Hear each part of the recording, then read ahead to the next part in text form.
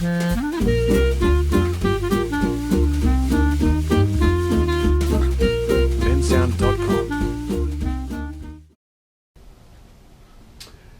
and greetings from Minnesota. I have another fun video and very exciting video for me personally.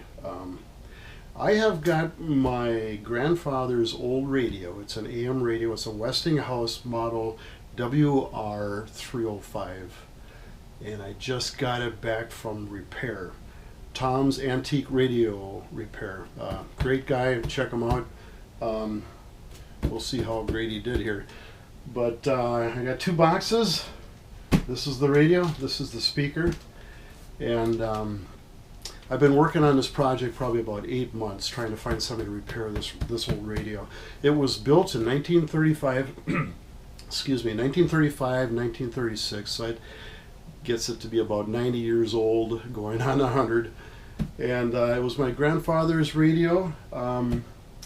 Back in the day, it was $100. I can't believe my grandfather, living on the farm, raising a family, spent $100 to get this radio. It was the top of the line radio. I did a little research on it. It had AM. Obviously, it's an AM radio, and it had short band and long band. But a lot of family stories. Personally, I don't think I ever heard it play. I was too young. My brother is 5 years older, and he believes he has heard it on.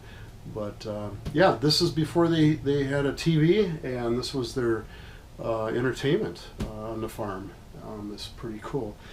And it's repaired. So I am super excited. I got this radio from my uncle. Boy, it's got to be about 15 years ago, roughly. And it wasn't working. Story goes, I think I heard this from my brother, but my uncle, it wasn't working, and he cut the power cord so his little girls wouldn't plug it in and burn the house down. So it sat in my basement for years. Finally, I decided to get going on this, see if I can find somebody to repair it, and it's been a struggle until I came across Tom. So I'm going to unbox this. We're going to plug it in, and we're going to watch it glow with vacuum tubes and all, and hopefully we can tune something in.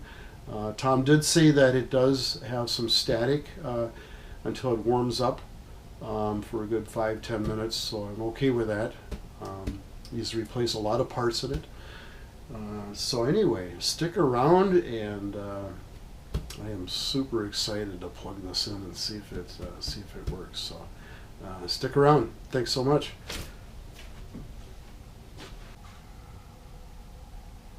All right, I got things unboxed. It looks like, as far as I can tell, nothing is damaged.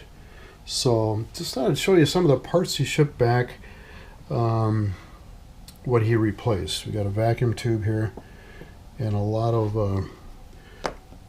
capacitors here, very old capacitors, 90-year-old capacitors. Here's another tube. And look at these guys, holy cow. They're wax. I'm going to take a couple of these apart, actually, just kind of look inside and see how they used to make these things. And it looks like he replaced all the bulbs. It's got 4 bulbs. This thing's going to light up, and it's going to be beautiful. And this is pretty cool. This is the old dial gauge and cover that's, you can hardly see through it. I worried about that. Like, man, I can barely see where the channels are on it, but he replaced that.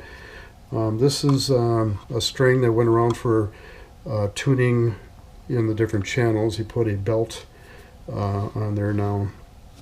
But and then this guy, I guess he's got a note there. It says leave this off. It interferes with the radio signal. So I said just leave this off. It's a cover. It's kind of interesting why it's there in the first place. So let's look at the good stuff. Here we go. Look at how beautiful that is. Wow, that's gorgeous. Here's the speaker. I still have the cardboard. I'm gonna leave the cardboard on it. I don't want to put a screwdriver through it. Try to find a replacement for that. And I want to show you something really fun. I don't know if you can see that. That's my grandfather's signature. Floyd Anderson. He signed everything. These tubes here, you wrap them separately. Tom wrapped them separately and shipped them. Probably they're real fragile. I've already looked these over. There's two larger pins and two smaller pins. They go down there just like that. And this other one is keyed. If you look around the top there, it's keyed. So we're gonna put that in the right spot. There we go. And he added a fuse. That's always a good thing. By the way, I was gonna attempt to fix this myself. It's like way over my head, so, and dangerous.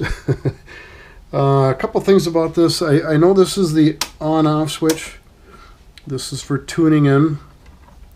These are your different bands.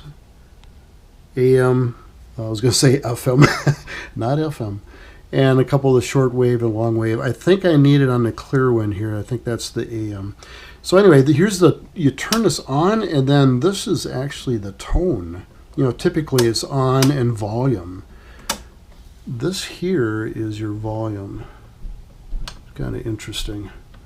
So, holy cow, I'm just kind of wasting time here, and I think we ought to get this thing plugged in and see what happens and watch it glow. It might take a little bit for it to actually heat up and start playing something. I got a channel here in Minnesota that's quite strong. It's 830, so I'm going to turn that down, that knob to 830.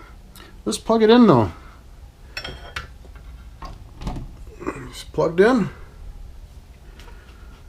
One hand behind my back, the other one on the radio so I don't get electrocuted. But let's see what happens. Turn it on. Oh, beautiful.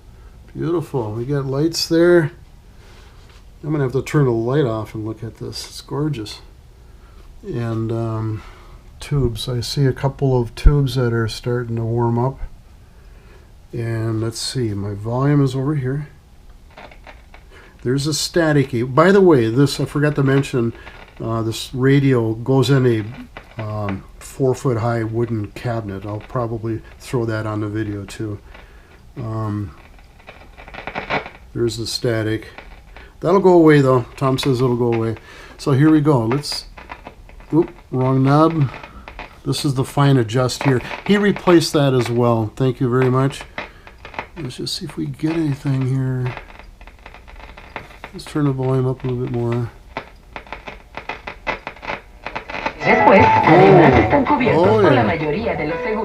The Spanish station. We'll keep going to something I can understand. How about WCCO's coming up here? This is awesome. Like slacker generation, like everybody. Here we go. It's working. How about that? It works great. We'll turn this down. Turn it down a little bit. It's got good volume too. Wow. And then before he ships it back to you, he said he let it run for a day just to make sure everything's going to work and nothing's going to fry or anything. So that's beautiful. Beautiful. Check it out, man. It's a shame to put it back in a wood cabinet. I just like the looks of the inside. So there you have it. Stick around, and I'm going to put it in a wooden cabinet, and you'll get a chance to see that as well. Westinghouse model WR-305, built in 1935. Wow, and it's working again. This is the first time it's worked probably in, I don't know, a long time. 60 years, 65 years. Tom, if you're out there, looks great. Thanks so much. And let's put it in the wooden cabinet. Very good. Oh yeah, and a lot of customers. All right, here we go. Here's my cabinet. It's not in too bad a shape. Actually, some pretty good shape. All this looks a little bit rough on the top here. But I bet you I could get that to sparkle one day. I'm not going to do that anytime soon. But the fabric here is in perfect shape. This isn't broken. Westinghouse, how about that? Pretty cool. I was a little concerned about the speaker wire length, but it looks like it's going to work. And let's get the speaker. Here's the speaker. I will be taking that cardboard off. And here's the new speaker wire that's been put on from Tom Antique Repair. And I'll put that right there, and it should reach. And how I'm going to install that speaker, this is a no-brainer. You got to put the original screws back in, right? Which are quite old, and it's a flat edge screw. But I just so happen to have my grandfather's screwdriver. How appropriate is that? I wonder if the screwdriver has ever worked on this radio. But yeah, so I'm gonna get the speaker installed. Maybe I'll show you what I got going there, and then eventually put the radio in and turn it on and see how beautiful it looks from the front. So stick around.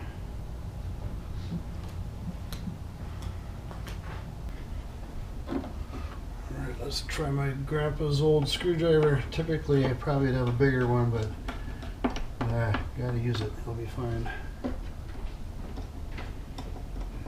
We got 6 screws. I don't think Phillips was invented quite yet.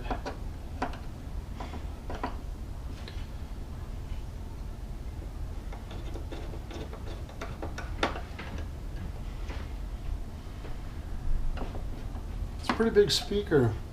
I'm curious what it sounds like without my cardboard in the front interfering with the sound quality. I bet it sounds pretty good. We have it. We have it. I think the speaker output is right smack in the middle of the radio. So, yeah, I think that's going to work just fine.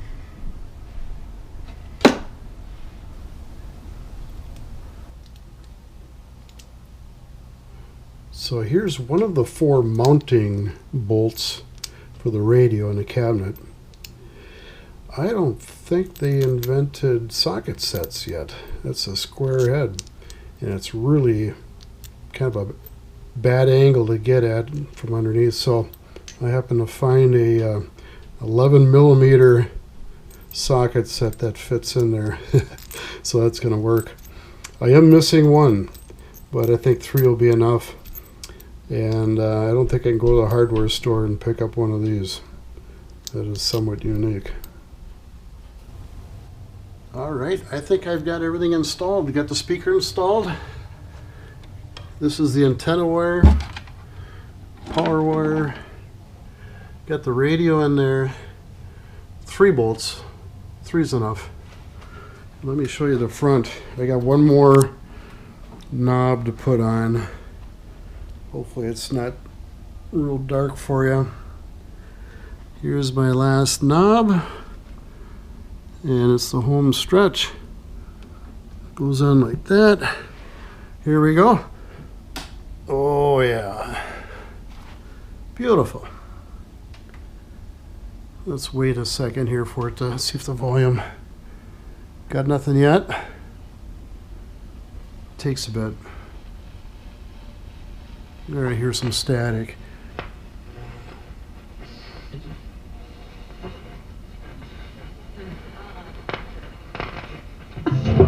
Oh man, that's amazing. Yeah, and the speaker sounds fantastic. They had a 12th inning comeback 24 hours ago. I and mean, then they're doing this again to the Yanks. For 1935, they're jamming pretty good. Story. And so there you have it. We wanted this whole segment to be AL Central. Beautiful radio. Thanks for watching, everybody. This is a big deal for a couple reasons. One, because I think the White Sox. And if you like this video, give me a big thumbs up.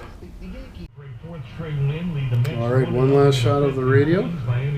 It's new home. It's working good. Looking beautiful. And it was a lot of fun to put it back together.